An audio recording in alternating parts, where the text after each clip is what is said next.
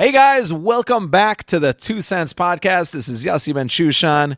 Thank you so much for joining us again. In this episode, we talk about something that is very near and dear to our hearts, as you guys have heard already before, many times before from us, from my brother Ari and myself, and that is Shabbos. There is nothing like Shabbos.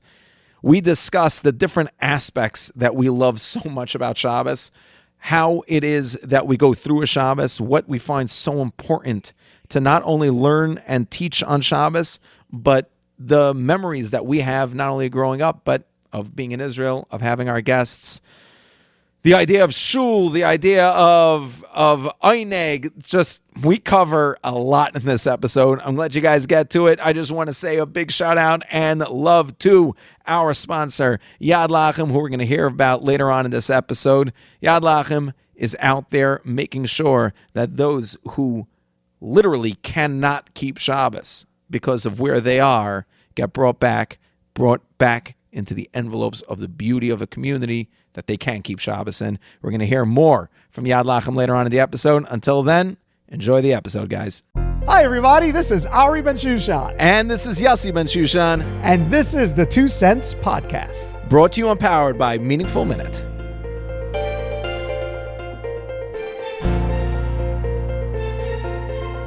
And welcome back. Look at this. Welcome back. This is Yossi Bensoussan. I'm Ari Bensoussan. And this is the 2 Cents Podcast.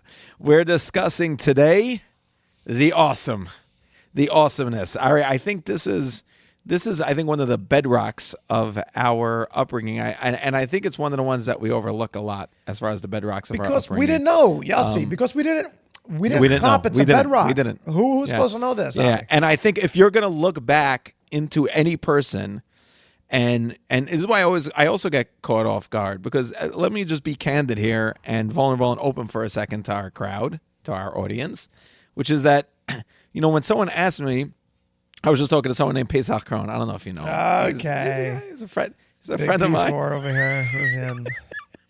And I was talking to him, and he was like, "What did your parents do?" And I always am uncomfortable with that question, because I'm like, the truth is, I'm like, I grew up with them. I was there. I'm like, I don't know. I mean, you know, I'm not perfect. My parents weren't perfect. Their parents weren't perfect, right? It wasn't. There was no, you know, there's no. I don't have any Ramosha Feinstein stories for you on this. You know, I don't. And I think that when they were interviewing Rav David Feinstein, I think that's where it clicked for me. When you want to know what made a person as far as their upbringing goes, you need to try to find out what they didn't realize. You need to try to find out what did they take for granted. What did they think was just happening by everyone? It was so... Their parents weren't trying. They just were those people. They weren't trying to make this difference or trying to raise them a certain way. What sticks with a kid is what you are doing naturally, what you were doing, you know... What sticks to a kid is this not isn't the even... chinuch episode, but what... It's not even what they take for granted. It's life. It's just normal life. It's just, of course my father was the Pasuk Hadar. Right. You know, it made sense that all the Gedalim would meet in our living room all the time. And it would make sense that he was up at all hours of the night on the phone with me. Meaning like that kind of, and that... Right, yeah. So to Rav David, it was probably like, I don't know why Ramesha was so what do you call it? Every father learned that much, right? I'm saying, exactly. I don't know why he was the one they decided was going to be the Paisik Hadar. He had no idea. You just don't know. So I didn't know what this was. That like every Friday coming home, if we're going to jump into shops, every Friday coming home, you know, and this was for us. Like it could be for you, whatever it is, but like we always smelled that cake. My mother made the best cake. We found out years later it was Duncan Hines. Just a Duncan Hines yellow sponge cake. It's still so good, by the way. All day with the Duncan Hines. Good. Oh my God, it's still so good. And we Nestle Toulouse. It was a Nestle Toulouse situation. And you know, we had the duck, and you smelled the Moroccan fish, and that's it. I knew that the next day and a half was going to be heaven. It was going to be the greatest ever. It was just going to be the most awesome. Yes. So, but let me point out, there wasn't music playing. There wasn't Karl Bach in the background. No. It was stress. There was stress. There was a lot of cleanup before Abba gets home.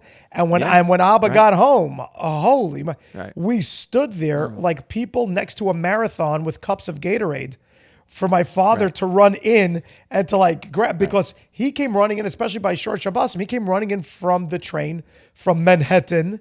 And my father was an accountant. Then he came in with these two massive attaché cases of just full of everybody else's like countings of money that he came just running in with.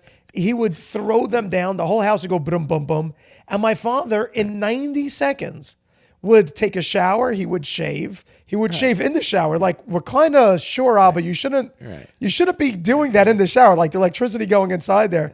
But that was it. Shower, shave, in a suit.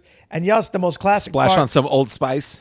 Splash on some, but the most classic part was we were ready in our suits a good 2 hours before that.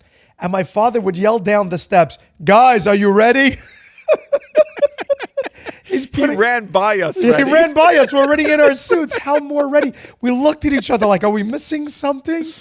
And then my father would come running down the steps and he would say, Avi, you're not going to the chasana right now. You don't have to look so good. Yeah. You know, that was our father's way of saying that we look sharp for Shabbos, you know, because the whole direct compliment approach was so beneath him. Just thinking back, imagine texting in those days. That like, if mommy was texting Abba the whole time on the train on the way back, like, you know. That'd be terrible. Are you going to make it? It would have been horrible. Like that thing of we don't know when Abba's going to come flying through the door was like, there was a certain awesomeness to that. Just thinking back, you know. But that was it. I want to tell everybody, it wasn't like we were playing violin together, waiting for Shabbos to come. Right. Hold on. Yes, we didn't even say we didn't say the name of it because we have to get there. The name of this episode. I was just about to. We're leading up to it. Go ahead. So you take the next part. Yeah.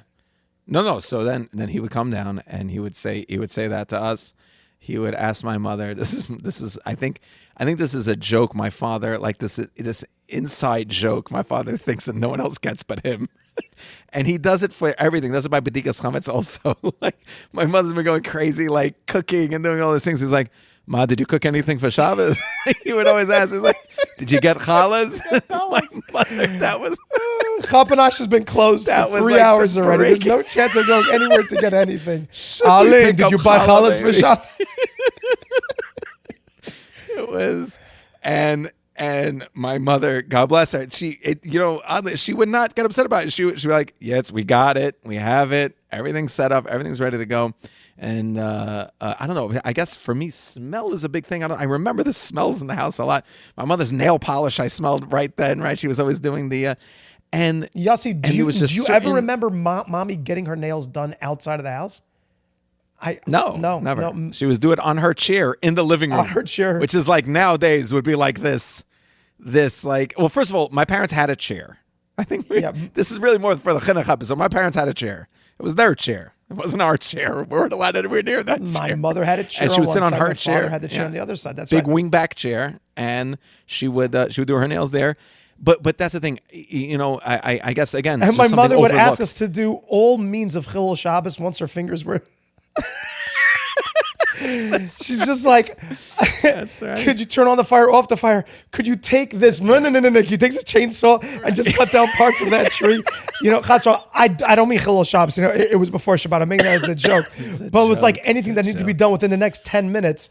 You know, that was it. My mother. And it was odd because my mother was such a workhorse and doing everything. To see her in that element, in that 5-minute element, Yossi, was weird for her to actually not being able to do ask us to do something because she was really on it, you know, all the other time. So, okay, but we're leading up to the theme. Yes, we're going to run out of time. So we're leading up to the... Go ahead. No, I know, but the main point to me is that we're all standing over there, and I think this is also just a big point, is that we something that we just overlook. I didn't realize till right this second. We were all standing in that living room. We were all standing there at that point, right? No one was anywhere else at that point. Right before that, everyone was everywhere and there was stuff being thrown around. But at that point, we were standing all there, and my father would take a deep breath. And it would happen either then or on our way home or both. On the way there. Would take a deep breath. Yes, I remember on the way there to shul. I remember it in the living room, and I remember it on the way home sometimes. Okay. But he would take a deep breath. He would look around, and he would say, guys, there's nothing in the world like Shabbos. There's nothing like Shabbos. There is nothing like Shabbos, and that's the name. And that's the name of this episode, is that there's nothing like Shabbos. And I mean, the truth is, Abba would say it like 15 times over the course of the meal, also. But there's nothing like Shabbos. There is nothing in the world like Shabbos, and you know, as a first stance, if you're missing a connection to Shabbos, start there. I don't care if you've been from your whole life. Start there. If Shabbos is... the first time I heard the term Pajama Shabbos, when I was like a teenager, someone told me the term Pajama Shabbos. I was like, what does that mean? He's like, well, we're just going to be in our pajamas the whole Shabbos. I'm like, that's not even... I don't even know what that means. Like, you're Machal Shabbos? Like, no, what? We're going to read books. I'm like, you're being Machal Shabbos. I couldn't, keep my head on. But the idea for us was something so much bigger than not being able to do this or do that or go here or go there. It was a beautiful, beautiful, beautiful, not only memory, but time. And it never stopped. It never stopped. Shabbos really is the gift that keeps giving. And I think we see the ingenious part of halacha when it comes to Shabbos. Nowadays, we get to appreciate Shabbos more than we did before. And I don't mean to bash technology here or talk about technology, but the concept is that we live in so much more of a fast-paced world than we even lived when we were kids. Like, I'm not talking about 100 years ago or 50 years ago. I'm talking about when we were younger, like 30 years ago, 20 years ago. We live in such a higher-paced world right now than we did beforehand. To have that, and I love this, to have that, and I think this is why, like what you were saying, that like it was crazy beforehand. It was great. Not everything got done. Not everything was ready. Not everything was... Sometimes the place was a mess. Sometimes it wasn't. But to have that smash into that brick wall, that crazy... It's Shabbos. Yeah, Yossi, 100%. How cool is it that this is what I imagine. I imagine the Malachim, or maybe Adam, seeing all the future. We know the 36 hours of light that Adam had after the sin. Mm-hmm. He got to see the whole future. Avram Avinu got to see when he was taking Yotze Chutz out of the future. And there must have been a lot of questions about how the Jews are going to make it through Galut, how they're going to make it throughout all of history. And they got to see all of the complications of challenges that we're going to be having. They got to see technology. They got to see the Spanish Inquisition. They got to see so many different aspects of black magic that's going to be there. And I imagine Hashem's answer to all of it was Shabbos. It's the cure-all. It's I so relate to that. It's mamish. I so relate to that. No matter what complaint people have today, complain about your children's and chinuch, that they're different. Complain about technology being too much. Complain about the government. Complain about whatever you want. The answer always is, okay, but Shabbos, meaning we're going to get back. There's a problem with the kids. Okay, right. You have Shabbos to reconnect. There's a problem with technology. You have an ability to disconnect. You have a problem with government or anything else, how things are being run. Okay, but I can put all of that on pause on Shabbos. You have a problem with making a living. Rent is so much. I get it. But guess what? Come Shabbos now, you're not allowed to talk about it. You're not allowed to talk. You're not allowed to pick up. You can't so pick up that phone. I'm just saying every aspect. I can just imagine that Shabbos in Shemayim became a punchline where the Malachim were saying to Hashem, but what about this? When I said Shabbos, Shabbos, Shabbos. Like, don't worry, we thought about everything. Now, and that's why, to me, like a lot of times I'll tell my high school students, but I've even told this to my students in Israel. Shabbos is really a gift that was given, I think I hate to put it this way, but it's like a gift a lot of times that only when you get to a certain age do you begin to like understand and appreciate. You'll have high school kids who are like, oh, I can't, I have to sit at home bored the whole time. Once you get a job, once you have life that really is demanding of you, and you're like, you mean if I touch my phone, then that's it? It's Chilul Shabbat, it's Skila, it's the end game, it's the whole thing. That's amazing, that's brilliant. So I try to tell, and yes, our audience, for better or for worse, our audience is like when you're speaking in a Sephardi community one time. You know what happens when you speak in a Sephardi community one time? They have 4-year-olds and they have 40-year-olds, they have 6-year-olds and they have 75-year-olds. They all just come out. It's like, why do you guys bring a tent? Why is there a picnic happening right here? inside. They just bring everybody. And so it's always hard to speak. What are you doing to that goat? Right? They're like, well, we figured a rabbi's coming to speak. We'll just shech this thing and give it to everybody. You know, I'm not, I mean, I'm Sephardi. I'm allowed to make these jokes. But what I mean to say is, I hope. But the point is that our audience that's listening right now, and I'm trying to really, yes, it's gotten pretty big, this audience. You know, it's not just me, you, and I would like to say our extended family, but I think the only people who don't listen to this is our extended family. Our extended family. I was just about to say, You know, I'm like, wait, it's what? like Abba's, They don't listen. Abba's going to hear about this from somebody in his shul who's going to say, Rabbi Yitzchak, there's nothing like Shabbos. And Abba will be like, what do you Oh, he's not going to be happy. No, he's not going to be happy about it. We gave away the trade secrets. But I'm saying this because Baruch Hashem is such a wide audience that we're trying to speak to teenagers. We're trying to speak to adults, trying to speak to Baruch Hashem, older, younger. And so just want to explain, although Shabbos may seem like the way we're making it right now is that, you know, for my father to say there's nothing like Shabbos and it's the cure all for all of the problems of the world. And there's something in it for kids too. So yes, I want to talk about just for teenagers or just for kids for a second. Right. Be around the Shabbos table for yourself. Meaning by us, it wasn't sitting at the table waiting for the moment that we can say to my father, can we come off the table? Now, yeah, we did ask to go off the table. You know, this is true. Right, yeah. But like all the action, you know, happened around the table, the discussion. Yossi, seeing Abba laugh with mommy at the table about something, to have taken that and put that deep into the hard drive of our mind. I'm going to start to cry right now. Right. Yeah. I was about to say, I'm like, what are you doing? I'm sorry, but like, I want those moments back. We're not going to make it past that. You know, I want those moments back of a good, hearty laugh where we don't get it. As kids, we didn't get the joke, but we laughed along because they're laughing. What other time affords that reality except for a Friday night? Yeah. I don't even know if Shabbos Day affords it. It doesn't, by the way. You know, no, I mean, it does. That was one thing I wanted to speak about. Like it does, but there's a magic. Oh, there's a magic. There's a certain intimacy you can have with people on a Friday night that and I find this not only in families, for sure in families, but no matter where you are, that Friday night, everyone has had a Friday night conversation with someone that has gone till who knows when in the morning. In Israel, it was like, that's one of the things I miss the most. And you never, there was no way to plan anything. Oh, Yossi, because I'm throwing myself onto the bus right now. I'm sorry. It just hit me. The people you invite, some of them are Friday night people, and some of them are Shabbos Day people. I hate to put it that way, but it's like people go, can we come for Shabbos? Like, yeah, come for the day meal. Come for the day meal. I'm saying because like Friday night is a certain... Because then whatever happens is fine. But when a certain person, a certain person, my wife will be like, I'm like, oh, have them come Friday night. Have them come Friday night. Whoa. Like that's...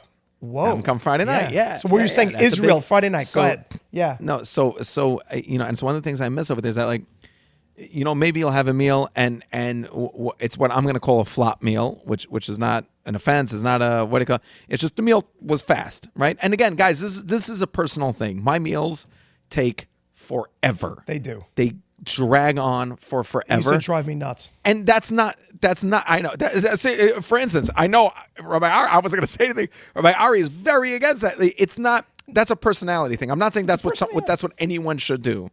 That's what I'm saying. That's a personality. My meals take forever. How many olives can you eat? But in my defense, everyone's allowed to come and go and bench and wash as they see fit. That's true. I don't move, but everyone is allowed to. So what I'm saying is that though, even if I had a fast Friday night meal somehow, and it's over, and I'm putting everything away, and I'm still ready Friday, or I was then still ready Friday night, that there's going to be a knock at the door and everything just flipped. And I'm going to be in conversation with someone until like 4 a.m. Like those were the days. Those were I was exhausted, but exhilarated after Shabbos was over. It was not a shvisa for me at all, but it was so invigorating to a certain, you know, there's a certain special connection that you make with people on Shabbos. Yes, so I disagree. It was a shvisa. It was a shvisa, meaning shvisa means getting back to your energy, getting back shvisa to for me you is know. Not napping. Yeah. Right. Yeah, It's coming back to and reality. that's a personal, again, Right. that is a personal thing. That is a personal thing. Shvisa, even during the week. Yeah, this is a disagreement I've had with my wife even till today. My wife was like, "You're tired. Why don't you go take a nap?" I'm like, I'm gonna wake up so grumpy and upset after that nap. Like it's never gonna happen. It's just who I am. That's a personality thing. But what I'm saying is that there is a certain opportunity that you're afforded on Shabbos, especially, and I was going to bring this up later on today, especially Friday night. Yeah. There's a certain opportunity you're afforded that I'm sorry, it's so foolish if you don't take advantage of it. Yeah, see, I just had it. So foolish. I just had it this past Friday night. I've been convincing my 12th grade guys, because I just started to work now in high school, convincing them. I said open door policy Friday, and none of them believed me. They're like, what does that even mean? And finally, this past Friday night, about 15 guys finally they knocked on the door. I just lit up. We were together till about 12 o'clock at night. And afterwards, one of my 12th graders walked down. He's like, you've convinced me to go to Israel. Now, we didn't talk about Israel. Not once. I'm like, well, what do you mean? Like, we're walking out at the end. He's like, because you keep on saying that this is what your house was like in Israel. He said, and if this is what it's like, he's like, I don't know what I just experienced. See, we didn't sing. Like it wasn't like, I mean, I wish we did, but we just didn't. One kid asked some Ramchal type questions, but it was slow, it was easy. It was just, the food was flowing. We were laughing. It was just magic. That the kid afterwards said, if that's the magic of Israel, then I want to have at it. So that's something that people, I think step one, because we can talk about Friday night for the rest of the time, but I think there's a few points we want to hit. Right, yeah. So there's a magic of Shabbos. There's a magic that we have in this Friday night. There's a magic. And by the way, you and I luck out. We have students or people we can invite over. But Yos, what about those Friday nights where we don't want the students? We just want to be with our kids. We just want to be with... Yeah, we just want to be with our kids. They are. So nowadays, I guess in my old age, I started like, when I see a Shabbos, it's like an off Shabbos or an out Shabbos. And I'm like, wait a second, are you telling me that this Friday night... Now, my kids are getting a little bit older, so it's like that this Friday night... And I'll even say something I probably am going to regret saying. I've also had to have had Shabbosim, and my wife also had to have had Shabbosim, where my wife wasn't there, where it was just me and my kids. And my wife had to have where I was out of town or whatever it is. And those are some of my favorite ones. I feel so bad. But like because the small... The unity. When you take control of that Shabbos, now it's all on you. I still cook for it. I don't buy that. Like I happen to cook, but I'm saying I still cook for it. And I put love into it. And you feel something there. It's so beautiful. But when you have that Shabbos, that it's just you, your wife, and your children, and you have that one meal, and they bring their parsha sheets, and you're able to sing, and you're able to... that is my happy place. It's Me'ein Olam Haba. It is Me'ein Olam Haba. It's the greatest. It's the greatest. But you have to fight for that. I feel like you have to make that real. Hey guys, I hope you're loving these episodes. I hope you're loving the podcast. Thank you so much for all your feedback. Thank you so much for everything that you guys are doing for us to be able to keep going. If you love these episodes, if you love the podcast, please download the Meaningful Minute app. It has so much bonus material, so many behind the scenes, so much added material.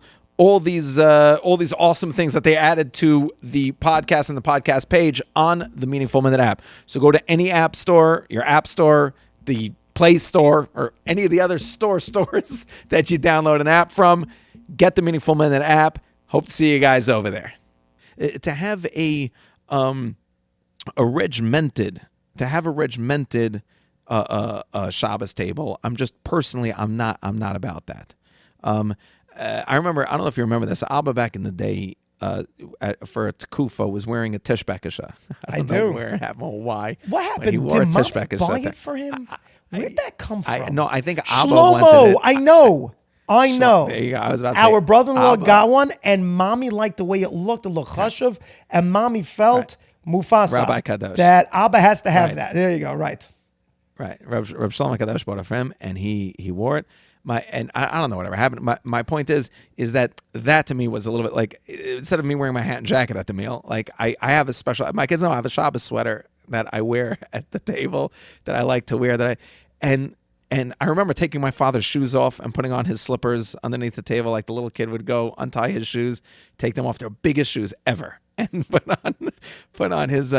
But like, there's a certain concept to, and this is what I like to say, that I know I'm keeping Shabbos and I'm laughing a lot on Shabbos. I know that's my Kiddush Shabbos. That's when we're laughing, when you're enjoying, when you're being misanig in Shabbos. That's the whole point. That's what you want. Not only your kids to see, that's what you want to feel.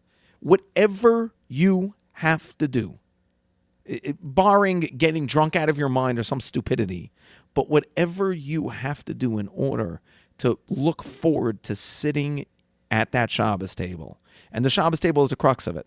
It is. It has to be the focal point of Shabbos for me.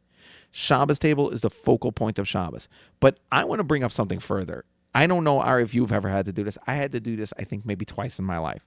What about a Shabbos where you're alone? Yeah. So I was thinking to go down that path. Shabbos being alone. So Shabbos being alone is going to be different whether or not you're alone from something or you're alone because that's your life. Meaning, when we're alone from something, because, we're not with our family, with our kids that week. And by the way, I can have a Shabbos alone and I'm with 1,000 people in a hotel. Oh, yeah. No, that's what by the way. Yeah, that's exactly what Yossi meant. Everybody should understand what Yossi meant. Like, Yossi didn't mean like he's in the hospital because he broke a leg by ourselves. Or because the plane didn't take off on time and now he's in a no. He means he's on a Shabbaton with 1,000 people. Totally what I and meant. He's schmoozing with all of them, and they ask him to make Kiddush, and he's the main speaker at the meal or something. And he's dealing with everybody, and there's like a line of people schmoozing and hanging out the whole night. And yes, that is the loneliest Shabbos in the world. Absolutely. 100%. That's exactly what lonely means for both of us. I just had one of those recently. It was wonderful. It was a beautiful Shabbos. But it's a beautiful Shabbos. I'm not downplaying. It's a beautiful Shabbos. And I am connecting with those people, and I am what he called, but that's not my food that I made with my wife, and that's not and it's just a lonely Shabbos. Yeah. And my kids aren't there. It's a lonely Shabbos. So what you do by an alone Shabbos, personally, I generally just try to say that in the moment, there's a totality. In the moment, there's singing. If somebody really is alone for Shabbos, like they're not with people or whatever. So there is a demand of singing there. There's a demand of learning up a good sefer, getting yourself a good bottle of wine, having good food. The Torah doesn't talk about crowds for Shabbos. The Torah doesn't say any of that. The Torah just says, whatever your week was being alone is your Shabbat day has to then be different than that. Personally, I would try to tell the person who had an alone time, definitely to try to get out for meals, etc. But ultimately, to be a parent inside the next aspect of Shabbos, which I want to talk to, which is shul. Meaning that, yes, you and I know a lot of people, and I'm going to segue into this from the alone thing. We know a lot of people who love Shabbos because they love the meals. But that's the chatzi lachem. That's the part that's for them. What about the chatzi la'Hashem? What about the aspect of Hashem for Shabbos? Meaning, I really do think, I genuinely think that my Shabbat meals, and I didn't mean to knock Shabbat day. I love Shabbat day as well. It's just, Friday night has a certain magic. But my Shabbat meals are definitely congruent. They're literally on the same line in how powerful they're going to be with how my Friday night tefillah was or how my Shabbat day tefillah was. Going to shul, being there, zoning in on it. I don't know, yes. I mean, maybe because we were beat up by the shul that we went to enough, and I don't mean in a bad way, I mean in a good way. The shul that we went to, talking, here, let me put it this way. In the shul that we went to, talking was as inconsiderate as somebody lighting up a cigarette in a cancer ward. I think that's a good mashal. Right. And by the way, just another point on the not knowing to appreciate something. We didn't know any different than that. When everyone makes a big deal, even now as an adult, when everyone makes a big deal about talking in shul, I keep saying, and I feel like an idiot, I feel like a fool, and I probably am. I'm like, is that really like a big deal? Is that a big problem that people face? Is this talking in shul thing everyone talks about? Like, do people really? Because we're in the shul that we grew up in, there was no talking ever. And so I don't have a Yetzer Hara to talk in shul. If anything, I have the opposite. Like, I almost have a Yetzer Hara to just if somebody even comes up to me and talks to me during Shabbos, I have to fight my Yetzer Hara to talk to the guy. Because like even my Yetzer Hara, we'll say it by Reb Hillel David, even my Yetzer Hara was convinced. No, give him the credit. Yeah. You know, even my Yetzer Hara was convinced to not talk. You know, Reb Hillel David was such a kayach that he went over my Yetzer Hara for me. He beat it. Yeah. He beat it to submission for me. That no, you don't talk in shul, and that was it. So there's no reality of me that if somebody's asked me a question, I have to mamish find myself to even going to talk to him because I love Shabbat morning when I'm in shul and I have my chumash. Right. That stone chumash that Art Scroll made, is that amazing? Right. You get the notes there on the bottom, in between the aliyah, so you get to go run through it. What a geschmack of life that we have. But I think there's a very important point to make over here, and I was just listening to a shir, because this is something I've been trying to research because where I live, I was just listening to a shir, Rabbi Weinberger on this, and others. Rabbi Berkowitz also, I was listening to a shir about this. The importance specifically, if you're talking about on Shabbos, specifically on Shabbos, the importance of having a shul. The importance of having a shul that you go to. Not to be, too much of a shul hopper, but to have your own shul and your own seat and your own makam and a place that you go to that you're not that you're meshubed to or that you're machuyev to go to, but that you want to be at. Now, a lot of people say, well, there's no rabbi in my community that I connect with, so bend to connect with him. Okay, I'm saying you're not gonna always have like the superstar rabbi in the community. That's gonna be fine. That's fine. But be in a shul that you do connect with, and be mechuyev to that shul. Like go to that shul. Go there. Go there for that. Go there. It's very important to have a shul that you are the regular at, and that people know that you're not there, or know that you are there. You know that you. I think it's so important, and I'm going to tell you that being particular on your davenings on Shabbos really, it doesn't bring it to the next level. I think it's still the first level, but it brings it to a whole new place. The greatest davening I ever had on a Shabbos, one of the greatest. Yeah, the greatest davening I ever had on the Shabbos was without a minyan. I had 8 people with me. 2 people, we were supposed to have exactly a minyan. Whole thing happened. I was in San Diego. I was, I think, 20. I was in San Diego for Comic-Con, actually, because I was going to meet Stan Lee. It was my job. I wasn't like going for, right? And we went to this like, there was no Airbnb then, but it was basically an Airbnb, and it was right on the water, and it was this beautiful house, and I come out Friday night, and we were waiting. These other people just didn't make it there at the end of the day, so we only had 8 men, and I come outside, and as I come outside, I was actually with Moshe Dov, your brother-in-law, and as I come outside, the house, 2 houses over from us, had this massive, it's the weekend, and it's the weekend in San Diego, and it's the weekend in San Diego in the middle of the summer.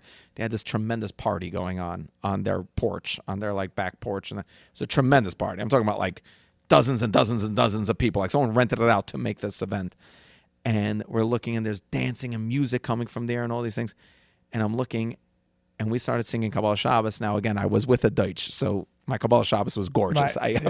I'm not going to say it was me making this Kabbalah Shabbos, but fine. Everybody from the other Airbnb looked over and said, somebody's getting married over there. And I'm looking over at them, and I'm looking at us, I'm looking at them, I'm looking at us. And even as a 20-year-old kid, I was like, I feel nothing.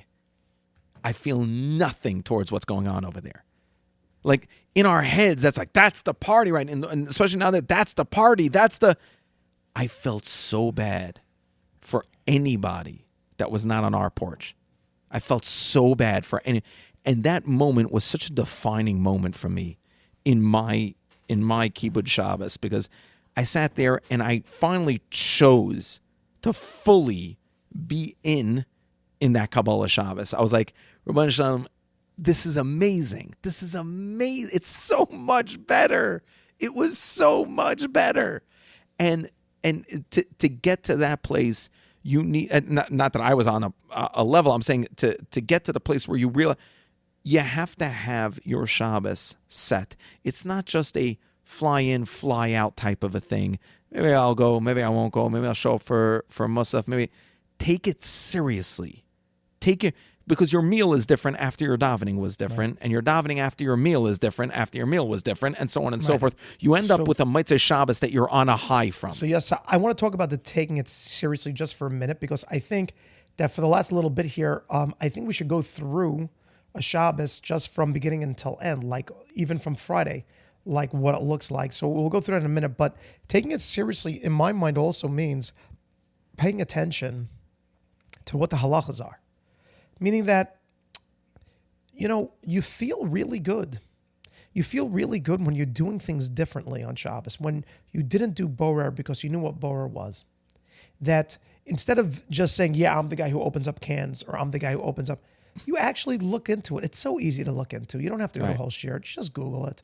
It's no, I'm serious. Literally. No, I mean, of you course. You could seriously Google most malachas on Shabbos, by the way, and get an awesome amount of information about it. No, obviously, I'm not telling people to learn that way. That's not it. But I'm saying that ultimately, though, learn the halachot of Shabbat, because I've met people, and I still meet people who say to me they have a beautiful Shabbat meal, but then afterwards they're back on their phone. And all they did was grab an experience. You didn't. Meaning, Shabbat is not an experience. If somebody says to me that their wedding was an experience, I'd be very, very cautious about exactly how their wedding life is afterwards, how their marriage is. A wedding is not an experience. A wedding is a building block of life itself. Every Shabbat is a building block of life itself. And it has to be built right. It has to be done in a way that you know that you've gotten it from the beginning until the end. To know the halachot, to know the ins and outs. The Chavetz Chaim writes in his Hakdama to the halachot of Shabbat that he said, if you're not busy learning the halachot, then you're busy breaking them.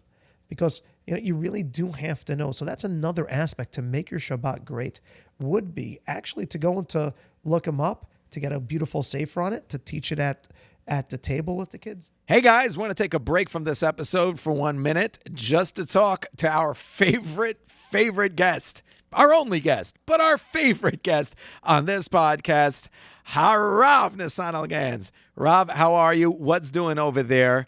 I have a sneaky feeling that there is some sort of connection between Shabbos and Yad Lachem. And I don't know it yet. I don't. But I know within the next 30 seconds, I'm about to be blown away. Rav Nissanel, how's it going? Great. Thank you for, saying I'm a guest in the podcast. Sometimes people stop me in the street like, Nissanel, I really like your podcast. I'm like, wait, what? I don't have a podcast. What are you talking about? So maybe I do in a way. But you mentioned Shabbos, of course. A Yid has to live with the sanctity of Shabbos. And one of the most important things we do at Yad La'achim is have special Shabbatons a few times a year.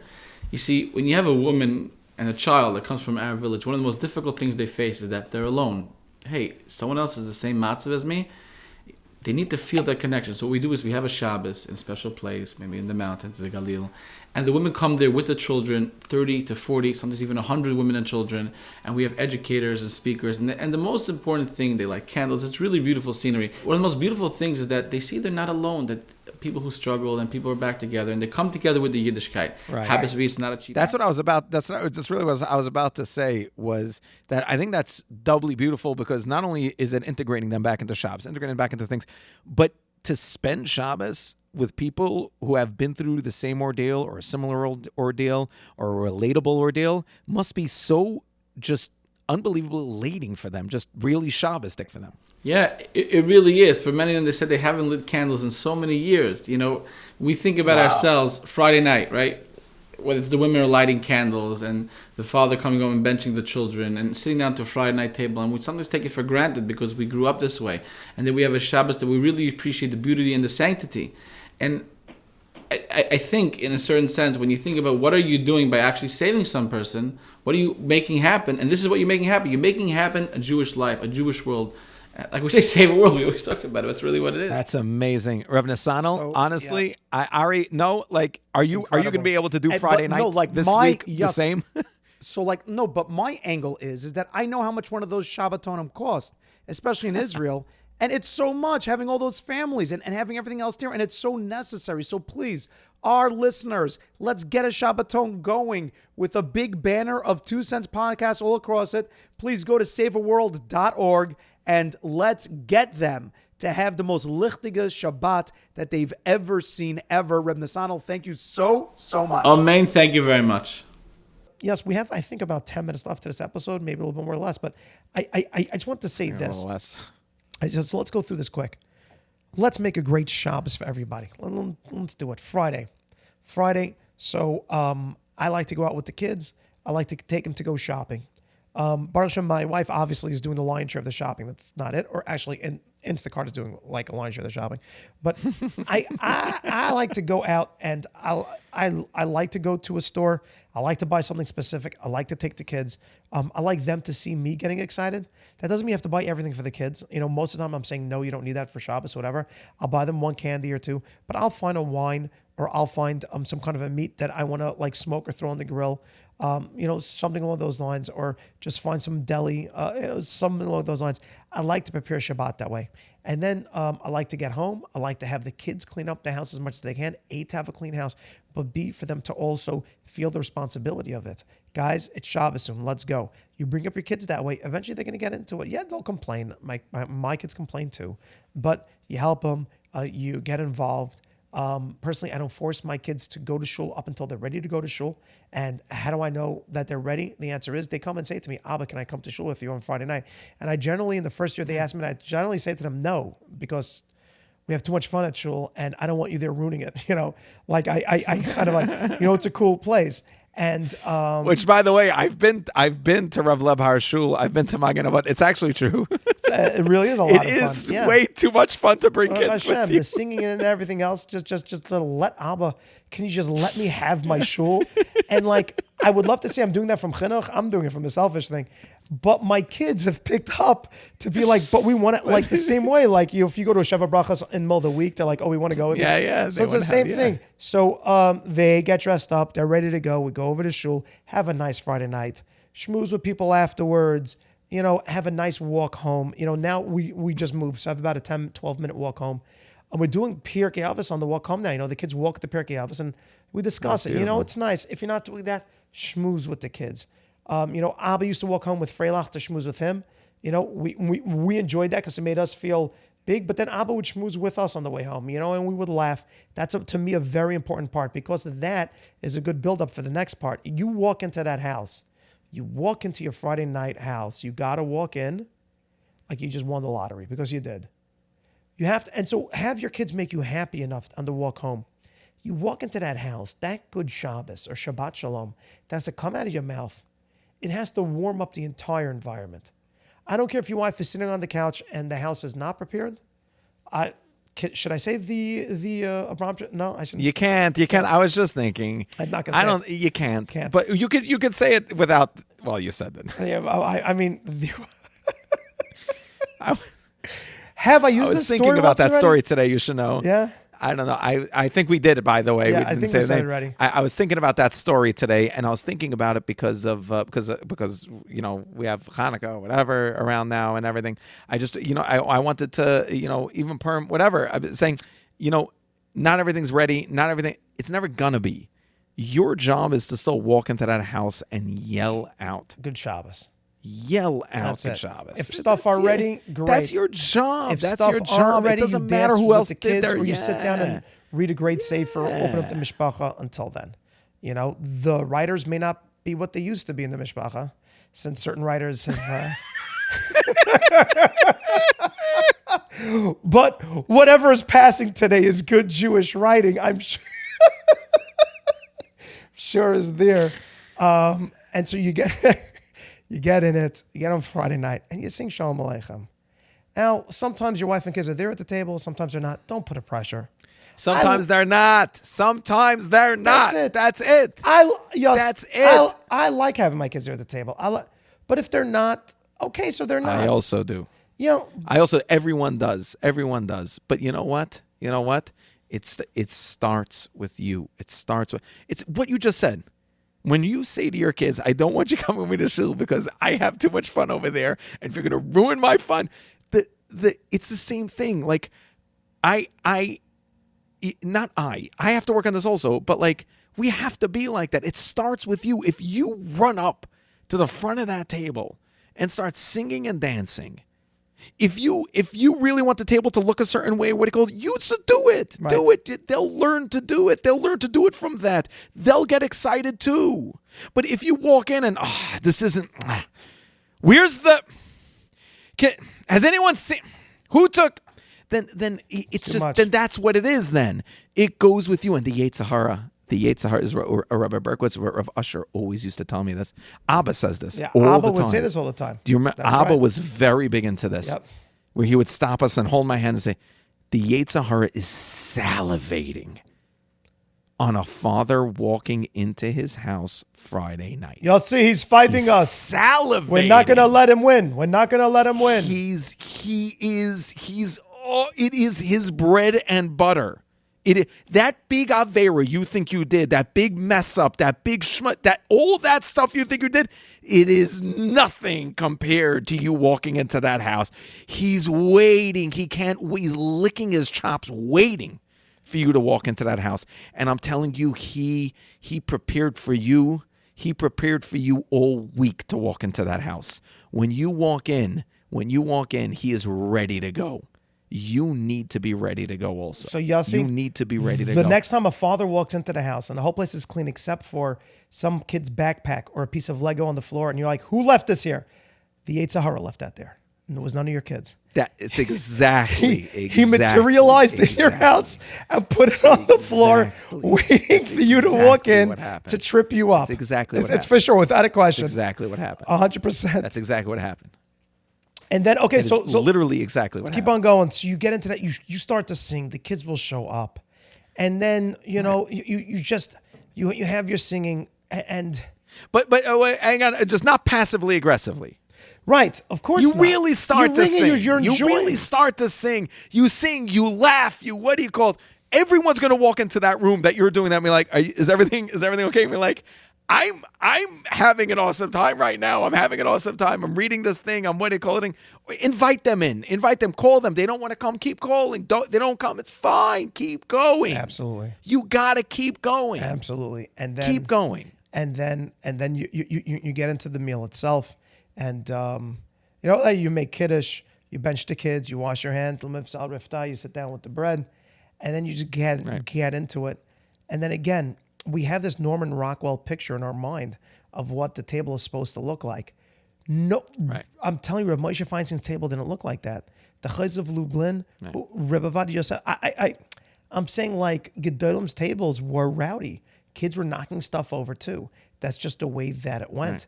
Right. And it's going to happen by art. And I'm talking to myself. And it's beautiful. And it's beautiful. Like I'm talking to myself now also that, Ari, that's the most beautiful part of it. And this is, Yossi, I really, really fail in this a lot because, I want my table to look just and everything else. Me too. And me too. I'll tell you what I started doing to work on this. Me here. I let my kids set the table now, and I promise you, it is a nerve-wracking experience because there's never enough plates.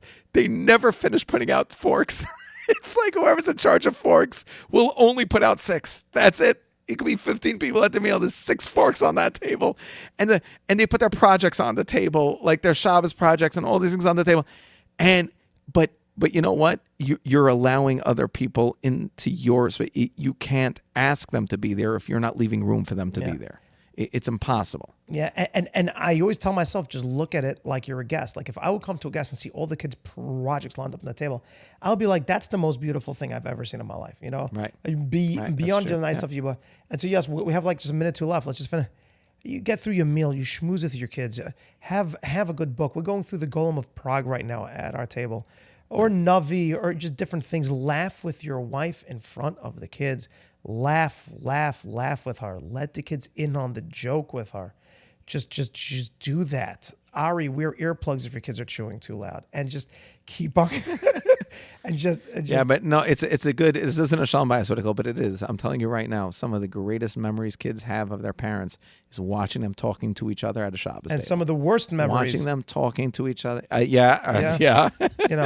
is watching them talk to each other at a Shabbos table. But yeah, is watching them talk to each other at a Shabbos table. Be there. I get it. Everyone's tired. I get it.